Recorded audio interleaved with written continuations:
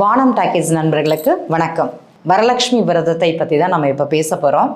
வரலட்சுமி விரதம் யாரெல்லாம் பண்ணலாம், யாரெல்லாம் பண்ணக்கூடாது அப்படிங்கிறதெல்லாம் கிடையாது. எல்லாருமே பண்ணணும் அப்படிங்கிறது தான் சொல்லுவோம். சில குடும்பங்களில் வரலட்சுமி விரதத்தை பாரம்பரியமாக கடைபிடிக்கக்கூடியவங்க அப்படிங்கிறது இருப்பாங்க. அதுக்கு என்ன பண்ணுவாங்கன்னா, முந்தின நாளே விரதம் அப்படிங்கிறது இருக்க ஆரம்பிச்சிருவாங்க.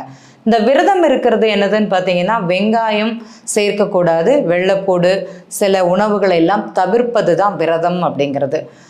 பட்னி கடந்து செய்யணுங்கிறது இங்கே கிடையாது. முதல்ல இந்த கணவன் மனைவி ஒற்றுமைக்காக, மாங்கல்ய பாக்கியம் அப்படிங்கிறது நீடித்து இருக்கணும் அப்படிங்கிறதுக்காகவும், திருமணமாகாத பெண்கள் கண்டிப்பாக இந்த வரலட்சுமி விரதத்தில் எங்கே நடக்குதோ அங்கே போய் நீங்கள் அந்த இடத்துல உங்களுடைய சாநித்தியம் அப்படிங்கிறது ரொம்ப ரொம்ப முக்கியம். அந்த இடத்துக்கு நீங்கள் போய் ஒரு நமஸ்காரமாட்டி கண்டிப்பாக பண்ணிட்டு வரணும். விரதம் கண்டிப்பாக இருக்கணும்னு சொல்லுவோம். எல்லாருமே வரலட்சுமி விரதம் கடைபிடிப்பார்களா அப்படின்னா, சில குடும்பத்தினர்கள் மட்டும்தான் அதை முக்கியமாக கொண்டாடுவாங்க.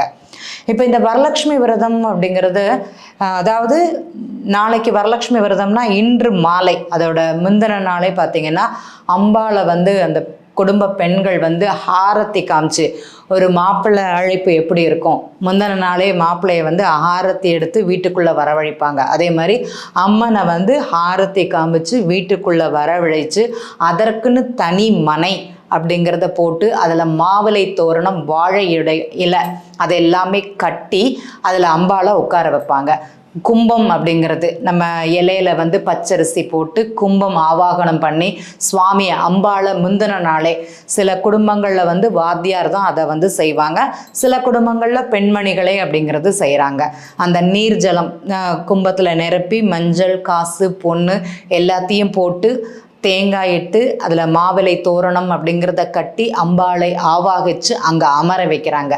மறுநாள் பார்த்தீங்கன்னா வீடு ஃபுல்லாக, ஆல்ரெடி சுவாமி வர்றதுக்கு முன்னாடி வீடு ஃபுல்லாக தொடச்சி முழுகி எல்லாமே பண்ணியிருப்பாங்க.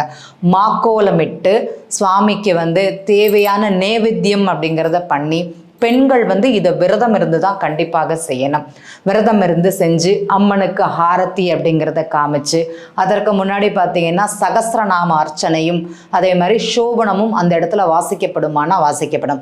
சில வீடுகளில் பார்த்தீங்கன்னா இந்த நாராயணிய பாராயணம் அப்படிங்கிறதும் அங்கே பண்ணுவாங்க. அதில் சில ஆவர்த்தனம் அப்படிங்கிறது கண்டிப்பாக அந்த அம்பாளுக்காக செய்யக்கூடிய ஒன்றுன்னு சொல்லலாம். இதை தொடர்ந்து செய்யக்கூடியவங்களும் இருப்பாங்க. எனக்கு அதெல்லாம் தெரியாது, நான் ஆரம்பிக்கலாம் யாராட்டி கேட்டீங்கன்னா கண்டிப்பாக பண்ணலாம். எங்க குடும்பத்துல இந்த கணவன் மனைவி எப்ப பாருங்க சண்டை போட்டுட்டே இருக்கிறாங்க. ஒரு புரிதல் அப்படிங்கிறதே இருக்க மாட்டேங்கிறது. இந்த திருமணமான தம்பதிகள் பார்த்தீங்கன்னா நிறைய பேருக்கு இன்னைக்கு ஈகோ ப்ராப்ளம் இருக்கும். நீ பெருசா நான் பெருசா, நான் தான் இந்த வார்த்தையில முதலாக இருப்பேன், நான் சொல்றதை தான் கேட்கணும். இது ரெண்டு பேருக்குமே இருக்குமானா ரெண்டு பேருக்கும் இருக்கும். ஒருத்தவங்களுக்கு கூட விட்டு கொடுத்து போகணுங்கிற மனப்பான்மை கண்டிப்பாக இருக்காது.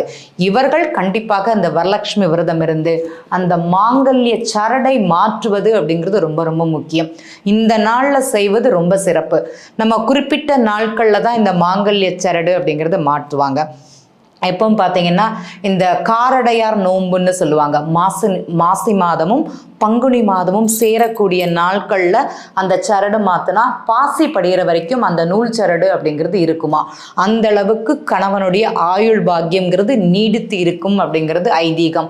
அதை விட்டுட்டு போனோம் அப்படின்னா, சில குடும்பங்களில் இந்த 18ஆம் பெருக்குன்னு சொல்லுவாங்க. ஆடி மாதம் 18ஆம் தேதி அந்த பெருக்குங்கிறதே பெருக வைக்குமா, திருப்பி திருப்பி செய்ய வைக்குமா, அந்த சரடை மாற்ற வைக்குமா.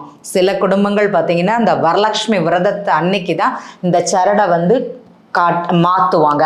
அது ரொம்ப விசேஷமா இருக்கும். அந்த கணவனுடைய ஆயுளுக்காகவும் நீண்ட ஐஸ்வர்யத்துக்காகவும் நம்ம வீட்டில் சில தடைகள் அப்படிங்கிறது இருக்கும். பொருளாதாரம் சம்பந்தப்பட்டதாக இருந்தாலும் சரி, நோயாக இருந்தாலும் சரி, எதாட்டி நமக்கு உடம்பு படுத்திகிட்டே இருக்கும். அதுலேருந்து ஒரு மாற்றம் அப்படிங்கிறது இந்த வரலட்சுமி விரதத்தின் மூலமாக கணவனுடைய அதாவது அன்பையும் கணவனுடைய சம்பாத்தியத்தையும் பெருக்கக்கூடியது இந்த வரலட்சுமி விரதம். இதை செய்வது சிறப்பான சிறப்பு, ரொம்ப சிறப்புன்னு சொல்லலாம். சரி, திருமணம் ஆகாத பெண்கள் அடுத்த வருஷம் இந்த வரலட்சுமி விரதத்தில் யாரெல்லாம் கலந்துக்கிறாங்களோ அவங்களுக்கு திருமண பாக்கியத்தை கொடுக்குமான கண்டிப்பாக கொடுக்கும். எங்களுக்கு குழந்தை வரம் வேண்டும், அந்த மகாலட்சுமியே அடுத்த வருஷம் உங்களுக்கு குழந்தையாக வந்து பிறக்கக்கூடிய வாய்ப்புங்கிறது இருக்குது. அன்னைக்கு எல்லாருமே என்ன வேணாங்கன்னா அந்த ஆண் குழந்தைகள் தான் வேணும்னு வேணாங்க. இன்னைக்கு அப்படி கிடையாது, பெண் குழந்தைகள் தான் எல்லாரும் வேண்டுறாங்க. திருமணம் ஆனவர்கள் குழந்தை பாக்கியத்துக்கு வேண்டவங்க வரலட்சுமி அன்னைக்கு பக்கத்தில் உள்ள அம்மனுக்கு போயிட்டு வெத்தலை தாம்பூலம் தட்சணை வச்சு அம்பாளுக்கே கொடுத்துட்டு வாங்க. இந்த விரதம் இருப்பதின் நோக்கம் என்னன்னா, நம்ம விரதம் இருந்து சுமங்கலி பெண்களை அழைத்து அவர்களுக்கு தாம்பூலம் தட்சணை அப்படிங்கிறது கொடுத்து அவங்களுக்கு ஆகாரம் கொடுத்து அவங்க காலில் விழுந்து நமஸ்காரம் பண்ணுறோம். இப்போ சில குறிப்பிட்ட நம்பர்ஸ் அப்படிங்கிறது இருக்கும், 9 பேர் 3 பேர் 5 பேர் அப்படிங்கிற எண்ணிக்கை இருக்கும்.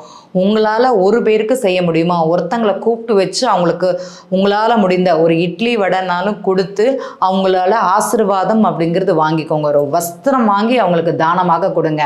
இல்லை எனக்கு அந்த மாதிரி யாரையும் தெரியாது அப்படின்னா ஒரு தாம்பூலம் தட்சணை அப்படிங்கிறத எடுத்துக்கண்டு அம்மன் கோவிலுக்கு போயிட்டு அம்மனுக்கே டைரக்டாக உங்களுக்கு ஒரு புடவை வாங்கி கொடுக்க முடியுமா, ஒரு ப்ளவுஸ் பீட் வாங்கி கொடுக்க முடியுமா, இல்லைனா அம்மனுக்கு தேவையான அன்னைக்கு அந்த கோவிலில் என்ன ஆடை உடுத்துறாங்களோ அதை வாங்கி கொடுங்க.